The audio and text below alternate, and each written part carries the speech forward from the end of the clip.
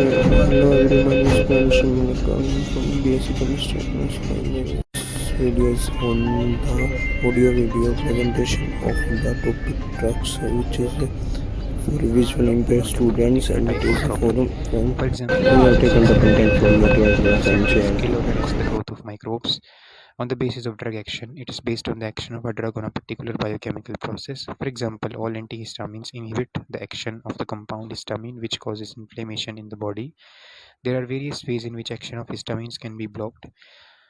On the basis of chemical structure, it is based on the chemical structure of the drug. Drugs classified in this way share common structural features and often have similar pharmacological activity. For example, sulfonamides have common structural feature that is given below. D. On the basis of molecular targets, drugs usually interact with biomolecules such as carbohydrates, lipids, proteins, and nucleic acids. These are called target molecules or drug targets. Drugs possess some common structural features, may have the same mechanism of action on drugs. Classification based on molecular targets is the most useful classification for medicinal chemists. Drug target interaction. Macromolecules of biological origin perform various functions in the body. For example, proteins which perform the role of biological catalysts in the body are called enzymes. Those which are crucial to communication system in the body are called receptors. Carrier proteins carry polar molecules across the cell membrane. Nucleic acids have coded genetic information for the cell. Lipid and carbohydrates are structural part of the cell membrane. We shall explain the drug target interaction with the examples of enzymes and receptors. Enzymes as drug targets. Catalytic action of enzymes. For understanding the interaction between a drug and an enzyme, it's important to know how do enzymes catalyze the reaction. In their catalytic activity, enzymes perform two major functions. First function of enzyme is to hold the substrate for a chemical reaction. Active sites of enzyme hold the substrate molecule in a suitable position so that it can be attacked by the reagent effectively.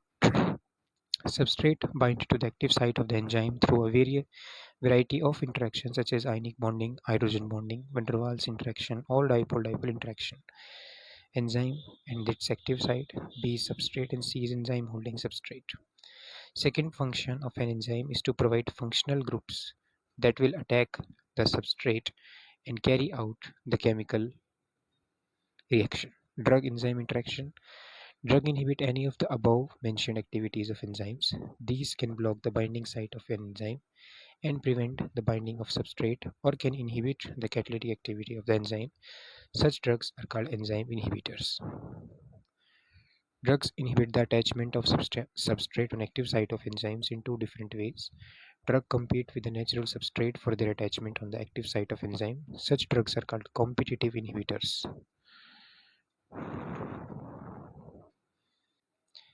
Drugs compete with the natural substrate for their attachment on the active site of enzyme. Such drugs are called competitive inhibitors. You can see this is active site. These are the drug and substrate competing for active site of enzyme. And this is the enzyme. And this is drug and substrate. Drug blocks the active site of enzyme. Some drugs do not bind to this enzyme's active site. These bind to a different site of enzyme which is called allosteric site. This binding of inhibitor at allosteric site changes the shape of the active site in such a way that substrate cannot recognize this. If the bond formed between an enzyme and an inhibitor is a strong covalent bond and cannot be broken easily, then the enzyme is blocked permanently. The body then degrades the enzyme inhibitor complex and resynthesizes the enzyme. Receptors as drug targets. Receptors are proteins that are crucial to body's communication process. Majority of these are embedded in cell membranes. Receptor proteins are embedded in the cell membranes in such a way that their small part possessing active site projects out of the surface of membrane and opens on the outside region of the cell membrane. In the body, message between two neurons and that between neurons to muscles is communicated through certain chemicals. These chemicals, known as chemical messengers, are received at the binding sites of receptor proteins. To accommodate a messenger, shape of receptor site changes. This brings about the transfer of message into the cell. Thus, chemical messenger gives message to the cell without entering the cell. So this is outer surface of cell membrane and this is binding site. There are a large number of different receptors in the body that interact with different chemicals messengers. These receptors show selectivity for one chemical messenger over the other because their binding sites have different shape, structure, and amino acid composition. Drugs that bind to the receptor site and inhibits its natural function are called antagonists. These are useful when blocking of message is required. There are other types of drugs that mimic the natural messenger by switching on the receptor. These are called agonists. These are useful when there is a lack of natural chemical messenger. Therapeutic action of different classes of drugs. In this section, we shall discuss the therapeutic action of a few important classes of drugs. Antacids. Overproduction of acid in the stomach causes irritation and pain. In severe cases, ulcers are developed in the stomach. Until 1970, only treatment for acidity was the administration of antacids such as sodium hydrogen carbonate or a mixture of aluminium and magnesium hydroxide. However, excess hydrogen carbonate can make the stomach alkaline and trigger the production of even more acid. Metal hydroxides are better alternatives because of being insoluble. These do not increase the pH above neutrality. These treatment control only symptoms and not the cause. Therefore, with these metal salts, the patients cannot be treated easily. In advanced stages, ulcers become life-threatening, and its only treatment is removal of the affected part of the stomach. A major breakthrough in the treatment of hyperacidity came through the discovery according to which a chemical histamine stimulates the secretion of pepsin and hydrochloric acid in the stomach. The drug cimetidine tegamet was designed to prevent the interaction of histamine with the receptors present in the stomach wall. This resulted in release of lesser amount of acid. The importance of the drug was so much that it remained the largest selling drug in the world until another drug, ranitidine, that is Zentalk, was discovered. Histamine is a potent vasodilator. It has various functions. It contracts the smooth muscles and in the bronchi and gut and relaxes other muscles, such as those in the walls of fine blood vessels. Histamine is also responsible for the nasal congestion associated with common cold and allergic response to pollen. Synthetic drugs bromophenramine dimetab and terfenadine act as antihistamines. They interfere with the natural action of histamine by competing with histamine for binding sites of receptor where histamine exerts its effect. Now the question that arises is, why do above mentioned antihistamines not affect the secretion of acid in the stomach? The reason is that anti-allergic and antacid drugs work on different receptors. Tranquilizers. Tranquilizers and analgesics are neurologically active drugs. These affect the message transfer mechanism from nerve to receptor. Tranquilizers are a class of chemical compounds used for the treatment of stress and mild or even severe mental disorders. These relieve anxiety, stress, irritability, or excitement by inducing a sense of well-being. They form an essential component of sleeping pills. There are various types of tranquilizers. They function by different mechanisms. For example, noradrenaline is one of the neurotransmitters that play an important role in mood changes. If the level of noradrenaline is low for some reason, then the signal sending activity becomes low and the person suffers from depression. In such cases, antidepressant drugs are required. These drugs inhibit the enzymes which catalyze the degradation of noradrenaline. These drugs inhibit the enzymes which catalyze the degradation of noradrenaline. If the enzyme is inhibited, this important neurotransmitter is slowly metabolized and can activate its receptor for longer periods of time, thus counteracting the effect of depression. Iproniazid and phenelzine are two such drugs. This is iproniazid and this is phenelzine. Some tranquilizers, namely chlorodiazepoxide and meprobamate, are relatively mild tranquilizers suitable for relieving tension. Equanil is used in controlling depression and hypertension. These are the structures. Derivatives of barbituric acid, veronal, amytal, nambutal, luminal, and sequinal constitute an important class of tranquilizers. These derivatives are called barbiturates. Barbiturates are hypnotic, that is, sleep-producing agents. Some other substances used as tranquilizers are Valium and serotonin with these structures. Analgesics reduce or abolish pain without causing impairment of consciousness, mental confusion, and coordination, or paralysis, or some other disturbances of nervous system. These are classified as non-narcotic, that is non-addictive analgesics, and narcotic. Non-narcotic, non-addictive analgesics, aspirin and paracetamol belong to the class of non-narcotic analgesics. Aspirin and paracetamol. Aspirin is the most familiar example. Aspirin inhibits the synthesis of chemicals known as prostaglandins, which stimulate inflammation in the tissue and cause pain. These drugs are effective in relieving skeletal pain such as those due to arthritis. These drugs have many other effects such as reducing fever, antipyretic, and preventing platelet coagulation. Because of its anti-blood clotting action. Aspirin finds its use in prevention of heart attacks. Narcotic analgesics, morphine and many of its homologues, when administered in medicinal doses, relieve pain and produce sleep. In poisonous doses, these produce stupor, coma, convulsions, and ultimately death. Morphine narcotics are sometimes referred to as opiates since they are obtained from opium poppy. These analgesics are chiefly used for the relief of post-operative pain, cardiac pain, and pains of terminal cancer, and in childbirth. Morphine, this is heroin, and this is codeine. Disorders in human beings and animals may be caused by variety of organisms, microorganisms such as bacteria, virus, fungi, and other pathogens. An antimicrobial tends to destroy and prevent development or inhibit the pathogenic action of microbes such as bacteria, antibacterial drugs, fungi, antifungal drugs, virus, antiviral drugs, or other parasites, antiparasitic drugs, or selectively. Antibiotics, antiseptics, and disinfectants are antimicrobial drugs. Antibiotics are used as drugs to treat infections because of their low toxicity for human beings and animals. Low toxicity for human and animals. Initially, antibiotics were classified as chemical substances produced by microbes, bacteria, fungi, and molds that inhibit the growth or even destroy microorganisms. The development of synthetic methods has helped in synthesizing some of the compounds that were originally discovered as products of microorganisms. Also, some purely synthetic compounds have antibacterial activity, and therefore, definition of antibiotic has been modified. An antibiotic now refers to a substance produced wholly or partly by chemical synthesis, which in low concentrations inhibit the growth or destroys microbes by intervening in their metabolic processes. The search for chemicals that would adversely affect invading bacteria but not the host began in the 19th century.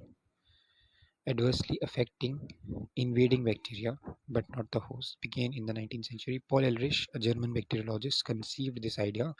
He investigated arsenic-based structures in order to produce less toxic substances for the treatment of syphilis. He developed the medicine arspheniamine, known as Silvarsan. Paul Ehrlich got Nobel Prize for Medicine in 1908 for this discovery. It was the first effective treatment discovered for syphilis. Although Silvarsan is toxic to human beings, its effect on the bacteria spirochete, which causes syphilis, is much greater than on human beings. Although Silvarsan is toxic to human beings, its effect on the bacteria spirochete, which causes syphilis, is much greater than on human beings. At the same time, Ehrlich was working on azodize. He noted that there is similarity in structures of Silvarsan and azodize. The AS linkage present in the arspheniamine resembles the NN linkage present in azodize in the sense that arsenic atom is present in place of nitrogen. He also noted tissues getting colored by dye selectively. Therefore, Ehrlich began to search for the compounds which resemble in structure to azodize and selectively bind to bacteria. In 1932, he succeeded in preparing the first effective antibacterial agent, that is prontosil, which resembles in structure to the compound silvarsan. Soon it was discovered that in the body, prontosil is converted to a compound called sulfenilamide, which is the real active compound. Thus, the sulfa drugs were discovered. A large range of sulfonamide analogues were synthesized. One of the most effective is sulfapyridine. Despite the success of sulfonamides, the real evolution in antibacterial therapy began with the discovery of Alexander Fleming in 1929 of the antibacterial properties of a penicillium fungus. Isolation and purification of active compound to accumulate sufficient material for clinical trials took 13 years.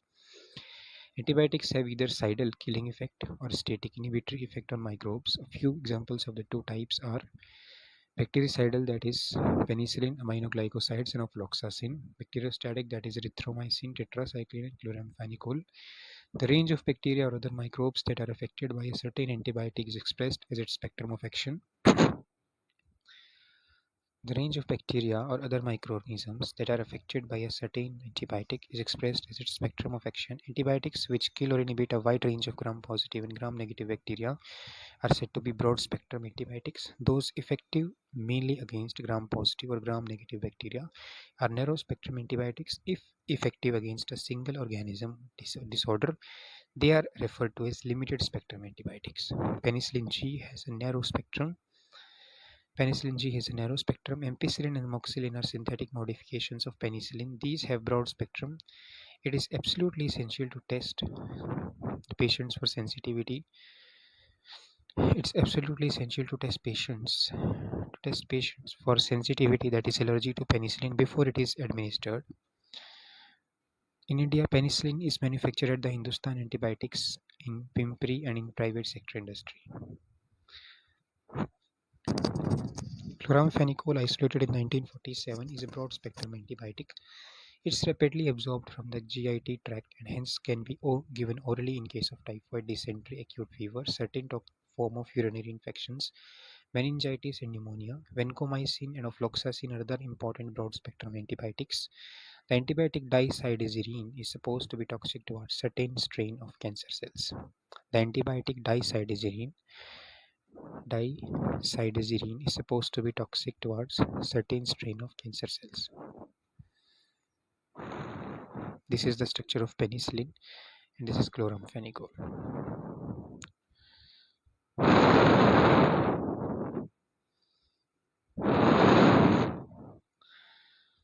Antiseptics and disinfectants. Antiseptics and disinfectants are also the chemicals which either kill or prevent the growth of microorganisms. Antiseptics are applied to the living tissue such as wounds, cuts, ulcers, and diseased skin surfaces. Antiseptics are applied to living tissue such as wounds, cuts, ulcers, and diseased skin surfaces. Examples are furacin, soframycin. These are not ingested like antibiotics.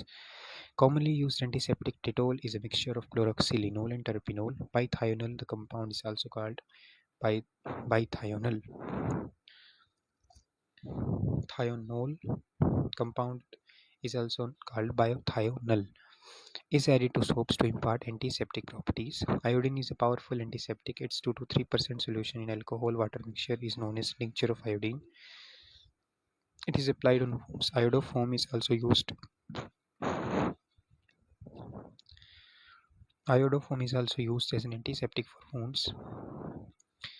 Iodoform is also used as an antiseptic for wounds. Boric acid in dilute aqueous solution is weak antiseptic for eyes. Disinfectants are applied to inanimate objects such as floors, drainage system, instruments. Same substances can act as an antiseptic as well as disinfectant by varying the concentration. For example, 0.2% solution of phenol is an antiseptic while its 1% solution is disinfectant.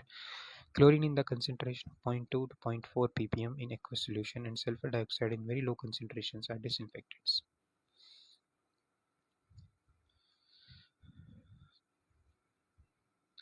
Antibiotic revolution has proved long and healthy life to people. The life expectancy has almost doubled. The increased population has caused many social problems in terms of food resources, environmental issues, employment. To control these problems, population is required to be controlled. This has led to the concept of family planning. Anti-fertility drugs are of use in this direction.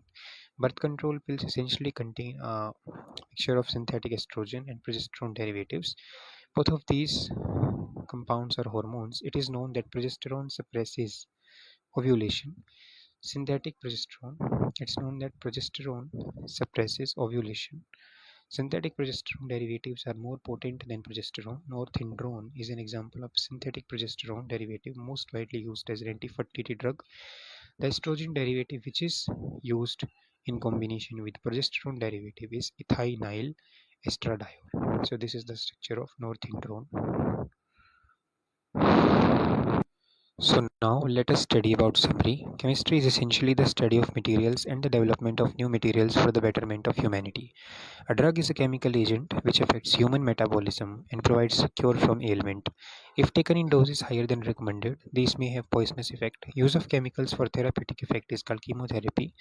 Drugs usually interact with biological macromolecules such as carbohydrate, proteins, lipids, and nucleic acids. These are called target molecules. Drugs are designed to interact with specific targets so that these have the least chance of affecting other targets. This minimizes the side effects and localizes the action of drug. Drug chemistry centers around arresting microbes or destroying microbes, preventing the body from various infectious disorders, releasing mental stress. Thus, drugs like analgesics, antibiotics, antiseptics, disinfectants, antacids, and tranquilizers are used for a specific purpose. To check the population explosion, anti-fertility drugs have also become prominent in our life. Food additives such as preservatives, sweetening agents, flavors, antioxidants, edible colors, and nutritional supplements are added to the food to make it attractive, palatable, and add nutritive value. Preservatives are added to food to prevent spoilage due to microbial growth. Artificial sweeteners are used by those who need to check the calorie intake or are diabetic and want to avoid taking sucrose. These days detergents are much more in vogue are much in vogue and get preference over soaps because they work even in hard water. Synthetic detergents are classified into three main categories: anionic, cationic, and non-ionic, and each category has its specific uses. Detergent and straight chain of hydrocarbons are preferred over branched chain, as the latter are non-biodegradable and consequently cause environmental pollution. So this was all about. Thank you so much.